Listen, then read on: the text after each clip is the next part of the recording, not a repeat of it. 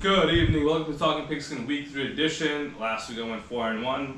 That one loss came from these guys, of course. My upset was a bust. I was at the game, seeing that Cowboys defense firsthand. They're really good, even though they suffered an injury today with Trayvon Diggs out for season. It was fun to see that defense. Even the Jets showed up first half, they played all right.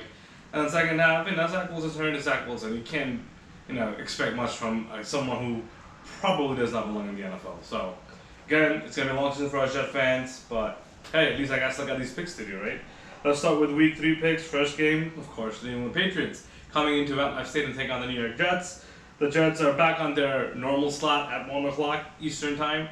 They're going to face a 0-2 Patriots team where Bill Belichick has owned the Jets for 14 straight times, I believe now, and believe the stats floating around now that apparently the Jets haven't beaten the Patriots since Barack Obama was the president of the United States, and just that thought alone makes you want to vomit and puke. But with Zach Wilson at those, all the lineup quarterbacks we've had, it's been terrible luck year after year. So, do I expect this Jets team to take down the Patriots this week? You're damn right. Of course, I'm a Jets fan, a little bit delusional, but Mac Jones is not that great. They're 0-2. Their offense is suspect. The defense is not as good as once it was. The Jets, this is their season. You lose this game, you're probably going to have a very long season. I mean, we already knew that coming in after Rodgers' injury, but if the Jets can somehow stay afloat, go 2-1, we might have somewhat of a season going into bye week. We'll see. But yeah, give me the Jets. Even though they're underdogs at home, I'll take them against the Patriots. Next game we have, it's the Buffalo Bills going to Washington to take on the Commanders. Now, I believe I saw somewhere today that Terry McLaurin had to open his big mouth and say he doesn't know anyone on the Bills' defense.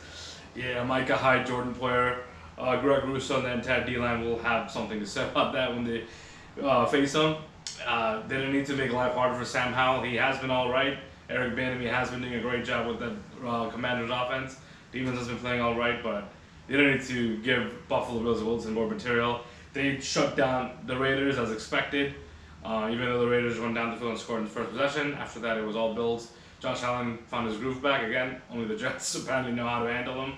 Give me the Bills on the road, take down the Commanders. Next game we have is a big one, even though both teams are 0-2, but I think the LA Chargers going to Minnesota. Whoever loses, expect them to be done for the year. Justin Herbert, who is a promising quarterback, has been doing everything in his power. But they hired a head coach who was a D coordinator in the Rams, I believe, Brandon Staley. And for some odd reason, they have J.C. Jackson, they have Derwin James, they have Joey Bosa, but they can't stop a nosebleed. I'm not sure what's going on with the Charger defense. Offensively, of course, Eckler is out, but Herbert and those receivers should be, they are putting up points. And in comes, they're traveling, so they're going to go face Kirk Cousins, who's currently on pace to throw for 7,000 yards. I'm not sure that's going to happen, but he's on a historic season right now so far. He's also losing games, but that's also because Brian Flores' defense can't stop a nosebleed either. This is going to be a very good game. It's going to be offensive. It's going to be a shootout. Give me the Vikings at home and keeping the Chargers winless still. Next game we have is the Pittsburgh Steelers going to Vegas to take on the Raiders. Not sure why this is a Sunday night game to begin with, but no, they're both 1-1. Pittsburgh fans want Matt Canada out of a job already. It's only week 3, but the defense definitely kept the team alive Monday night against the Browns. T.J. Watt and Minkah Fitzpatrick, they're all ready to play always. And Kenny Pickett just has to find his groove back. I mean, I'm not sure how good that offensive coordinator is, but they have to do better. They can't just be rolling out that pathetic offense that had been the last couple of weeks.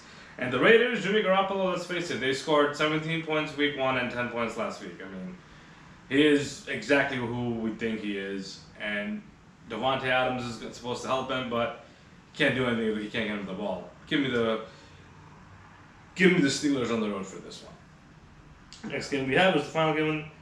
Philadelphia Eagles going to Tampa to take on the Buccaneers. Both teams are undefeated. This is a surprise. Baker Mayfield and company living up to Tom Brady? No, of course not, but still, they're definitely putting up a fight down there. Mike Evans has been an historic start as well.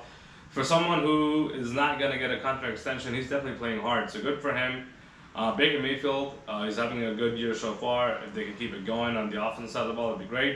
Of course, Todd Bowles definitely knows how to play, has his defense ready every single game. Philadelphia looks suspect on defense, definitely, but that offense is still high flying. I expect Jalen Hurts to figure things out. Of course, Brian Johnson, first year play caller. They need time to adjust, but I'm not worried about their offense. They'll put up points. Can the defense stop the Buccaneers? I believe they can. Give me the Eagles on the road. So there you have it. I have the Jets over Patriots, followed by Bills over Commanders, followed by Vikings over Chargers, Steelers over the Raiders, and Eagles over the Buccaneers.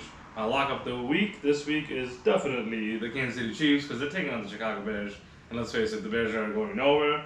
My upset, oh my god, I can't believe I'm doing this. I'm going with the Jets again. Because believe it or not, they're a home underdog of 2.5 points.